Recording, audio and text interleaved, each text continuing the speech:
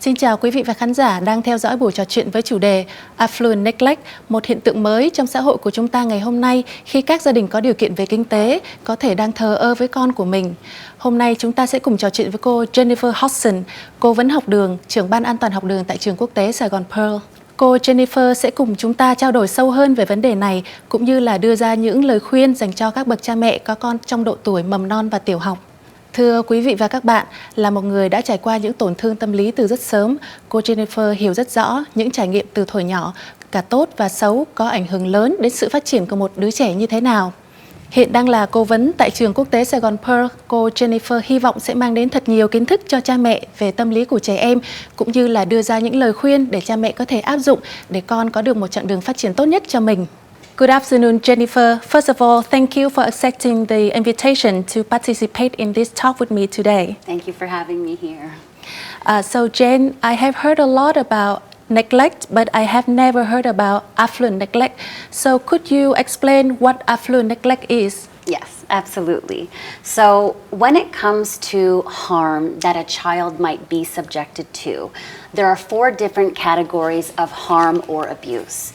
And these are physical abuse, emotional abuse, sexual abuse, and neglect.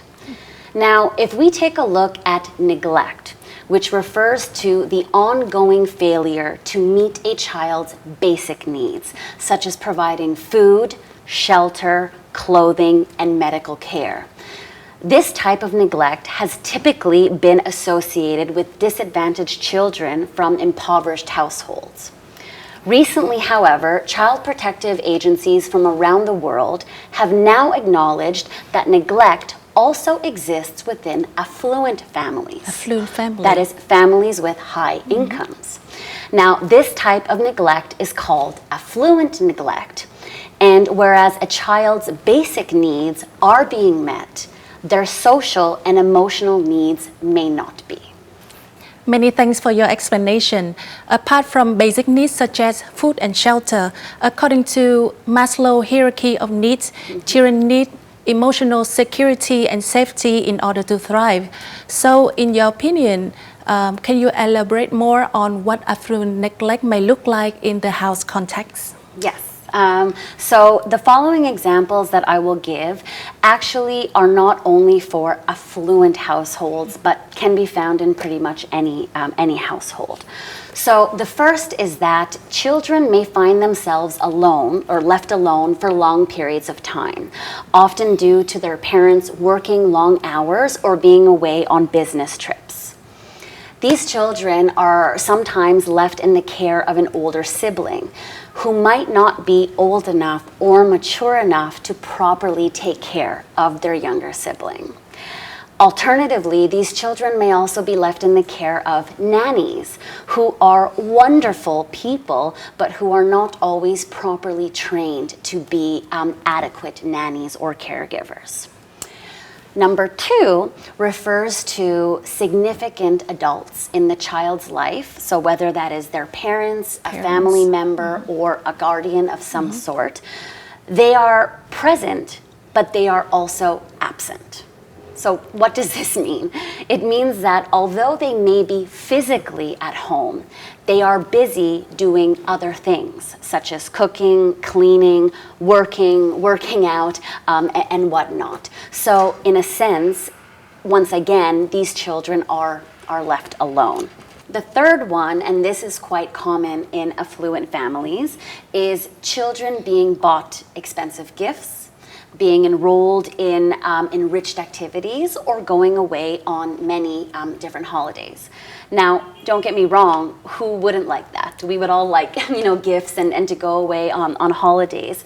However, there is a saying in child psychology that when it comes to child development, being present is more effective than buying presents. Being present. So, yes. And now we get to the last point here. So, Ms. Hien, what do you think a consequence could be if a child grows up in an emotionally distant household?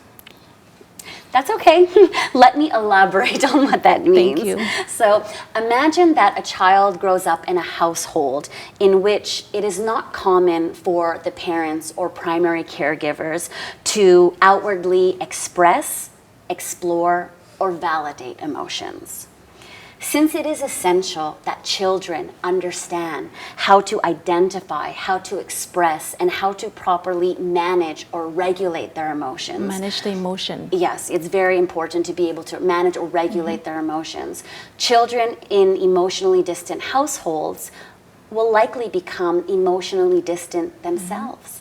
And be emotionally distant towards their own children, or might suffer from emotional issues throughout their lives. So it's very important that emotions is something that is talked about and is a focus on in families from a young age. Thanks, Jennifer. So, in your opinion, what are the consequences of affluent neglect for the children themselves and for our society in a large scale? So essentially, from a young age, children need to understand that rules exist and that actions have consequences. However, research has shown that affluent caregivers tend to be quite permissive. So this means that they don't necessarily impose consequences for bad or unwanted behavior. And as a result, or as a consequence, these children often struggle immensely in school settings, for example, where there are rules that have to be adhered to, because they simply have this mentality that rules don't apply to me. If I can, do whatever I want at home without any consequences, I'm going to carry that mentality over here to school. So it is really important for parents or primary caregivers to ensure that rules are put in place at home, and that if a child does an unwanted behavior, that the consequence is immediate and consistent. Okay, Consistent. so immediate and consistent. That will allow the child to make the connection between the behavior that they did and the consequence that follows. So number two, the second potential consequence that arises is when there is lack of proper supervision. In cases like this, accidents are more likely to happen because children may engage in more risky behavior than they would if there was an adult there to tell them not to do that. Alternatively, when children are not adequately supervised, they may play violent video games, and they may access inappropriate material not suitable to their age online. But in today's world, most children have access to the internet, and so it is very important that parents monitor what their children are watching online and the games that they are playing, because what we are seeing is that there is a significant correlation between what they're seeing or engaged in online, and then how that carries over into their attitude, behavior, and the way that they see life outside of the home. And number three, as we previously discussed, children need love. They need attention. They need affection. And when they are not given these things in the home environment, two things can happen outside of the home environment. So the first is that children may act out inappropriately as a way to get attention. It's not good attention, but it's still attention that they desire. The second consequence is that they may actively and overly seek affection from other adults in their lives.